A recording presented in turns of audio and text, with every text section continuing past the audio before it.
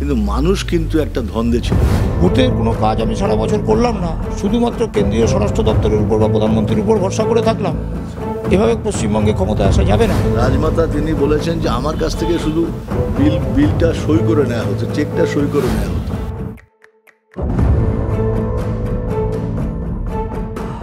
সম্প্রতি হাওড়ার সভা থেকে সুকান্ত মজুমদার বলেছিলেন যে এই যে গ্রেপ্তারি দিয়ে কিন্তু ভোটে জেতা যায় না, শুধুমাত্র গ্রেপ্তারি দিয়েই ভোটে জেতা যাবে না। আর এই বিষয়কেই কিন্তু কেন্দ্র করে এবার বিজেপিকে বারবার তোপ করছে তৃণমূল নেতারা। আমরা সম্প্রতি কুণাল ঘোষকেও দেখেছিলাম এই বিষয় নিয়ে বিজেপিকে নিশানা করতে, এবং তারপরেই কিন্তু আবারও আমরা দেখলাম যে তৃণমূল নেতা এবার বিজেপিকে নিশানা করলেন। কি বললেন তৃণমূল নেতা শোনাবো আপনাদের, আর তার পরিপ্রেক্ষিতে বিজেপি নেতাও বা কি বলেছেন তাও কিন্তু শোনাবো আপনাদের। সম্প্রতি আমরা দেখেছিলাম যে সুকান্ত মজুমদার তিনি যে কথা বলেছিলেন সেখানে কিন্তু তিনি একদম স্পষ্ট বলেছিলেন যে ইডি সিবিআই দিয়ে ভোট করানো যায় না, ভয় দেখিয়ে ভোট হয় না।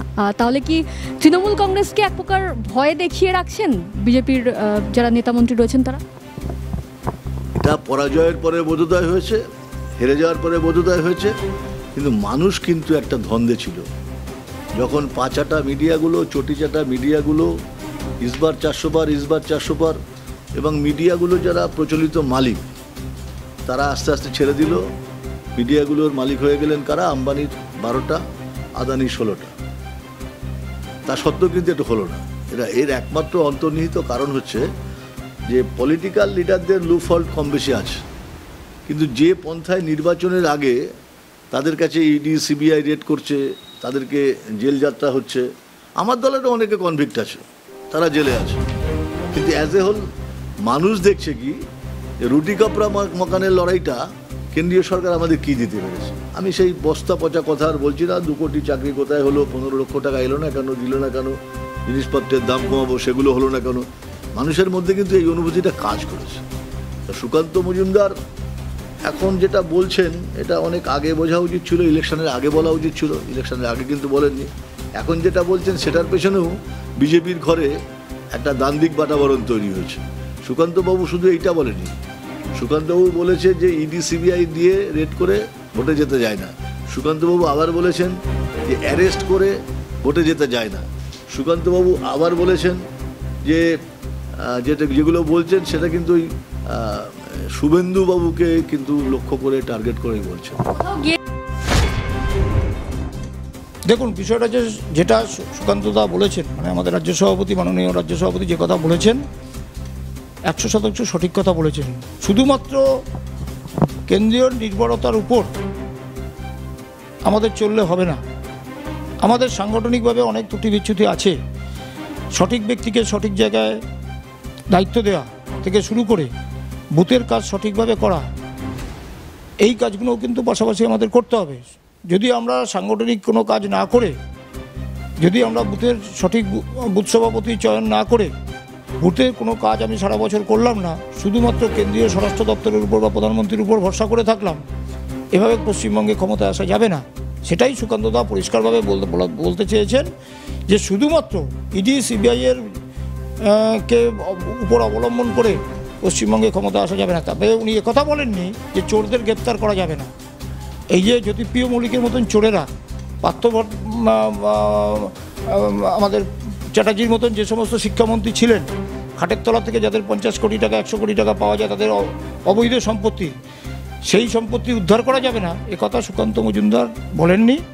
তিনি যেটা বলেছেন যে আমরা কোনো রকম কেন্দ্রের স্বরাষ্ট্র দপ্তরের বা কেন্দ্রের মুখোপেক্ষী না থেকে পশ্চিমবঙ্গে আমাদের আগামী দিনে যদি 2026 যদি ক্ষমতা আসতে হয়, সাংগঠনিক ক্ষেত্রেও অনেক কাজ আছে যেগুলো আমাদের করার দরকার, এবং সেই কাজ ইতিমধ্যে আমরা শুরুও করে দিয়েছি। এবং আগামী দিনে যদি আমরা সঠিকভাবে সেই কাজটা করতে পারি, যে 4 থেকে 5% ভোট আমাদের জন্য আমরা ক্ষমতা থেকে দূরে রয়েছি, সেটা আমরা মেকআপ করব। তবে একটা জিনিস জেনে রাখা দরকার যে আজকে যে ইডি সিবিআইয়ের যে অভিযান বা তৎপরতা বা যেভাবে তারা তদন্ত করছে, এটা কিন্তু ভারতীয় জনতা পার্টি বা অমিত শাহ স্বরাষ্ট্র দপ্তরের কথাই হচ্ছে না। কলকাতা হাইকোর্টের বিচারপতির রায়ের পরিপ্রেক্ষিতে কিন্তু হাইকোর্ট মনিটরিংয়ে এই সমস্ত তদন্ত চলছে। সুতরাং হাইকোর্ট মনিটরিংয়ের যে তদন্ত, সেই তদন্তের মতন চলবে, এবং প্রকৃত যারা রাষ্ট্রের ক্ষতি করছে বা রাজ্যের ক্ষতি করেছে, যারা গরিব মানুষের টাকা লুটে পুটে গেছে, যারা শিক্ষা ব্যবস্থা ধ্বংস করেছে, যারা চাল চুরি করেছে, তাদের বিরুদ্ধে হাইকোর্টের নির্দেশ মোতাবেক সিবিআই বা ইডি তৎপরতা চলবে এবং তারা জেলের অনুব্রত মণ্ডলের মতন, পার্থ চ্যাটার্জির মতন বা জ্যোতিপ্রিয় মল্লিকের মতন তারাও আগামী দিনে জেলে যাবে। এটা আমরা দৃঢ় বিশ্বাস, আমরা হাইকোর্টের প্রতি পূর্ণ আস্থা রেখেই আমরা আপনাদের সামনে এটা বলতে পারি। এখন আগেই বললেন যে এই যে তৃণমূলের মধ্যে দুটো দলে বিভক্ত হয়ে গেছে, একটা মমতাপন্থী, একটা হচ্ছে অভিষেকপন্থী। কোথাও গিয়ে কি বিজেপির মধ্যেও দুটো দলে ভাগ হয়ে যায়নি, একটা সুকান্তপন্থী একটা শুভেন্দুপন্থী? কখনোই না, ভারতীয় জনতা পার্টি একটাই দল এবং সেটা নিয়ন্ত্রিত হয় কেন্দ্রীয় স্তর থেকে। আমরা কোনো আঞ্চলিক দল না। শুভেন্দুদা বা সুকান্তদার মধ্যে বা দিলীপদার মধ্যে কোনো দ্বন্দ্বই নেই। যেটা দ্বন্দ্ব তাদের হয়তো তাদের ভাবনা চিন্তা হয়তো আলাদা হতে পারে, কিন্তু দল যদি কোনো একটা সিদ্ধান্ত নেয় সেটা সারা ভারতবর্ষের যত আমরা ভারতীয় জনতা পার্টি 4,11 লক্ষ কর্মী আছি, প্রায় এই 3 থেকে 4.5 কোটি আমাদের এই মুহূর্তে সদস্য সংখ্যা, সারা পশ্চিমবঙ্গে 11 লক্ষর কাছাকাছি।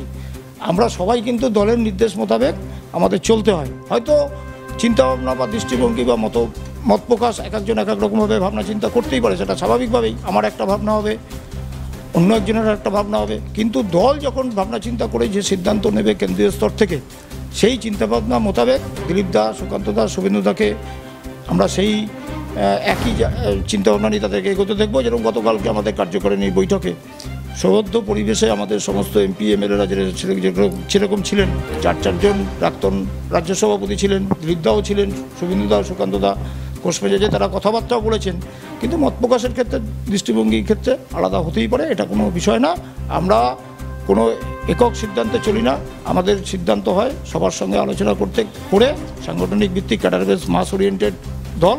সুতরাং আমরা সমস্ত জনগণের কথা চিন্তা করে ক্যাডারদের মতামত নিয়ে আমাদের দল পরিচালিত হয়। সেক্ষেত্রে এরকম ভাবার কোনো কারণ নেই যে আমাদের মধ্যে মতবিরোধ আছে। আর যদি মত প্রকাশের ক্ষেত্রে কোনো দূরত্ব তৈরি হয়, সেটা সিদ্ধান্তে যেটা দল নেবে সেইভাবেই আমাদের সবাইকে চলি বা চলবো। বিজেপির মধ্যে অন্তর্দ্বন্দ্ব তো ব্যাপকভাবে আছে।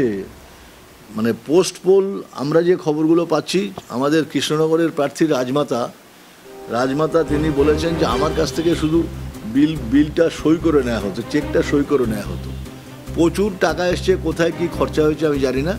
এই রকম ঘটনা শুভেন্দুবাবুর পক্ষে যারা প্রার্থীপদ পেয়েছেন, শুভেন্দুবাবু দ্বারা সংগঠিত হয়েছে।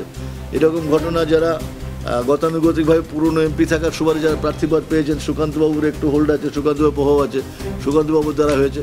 এবং এটা তো ঘটনা, এই 14, 21, 19-এর ইলেকশনের পরে বিজেপি সর্বভারতীয় নেতৃত্ব এসে কী ফান্ড পাঠিয়েছি, তার কী খরচা হয়েছে, ইউটিলাইজেশনটা কী, ব্যাপক গণ্ডগোল আছে এবং ফান্ড নিয়েই গণ্ডগোল।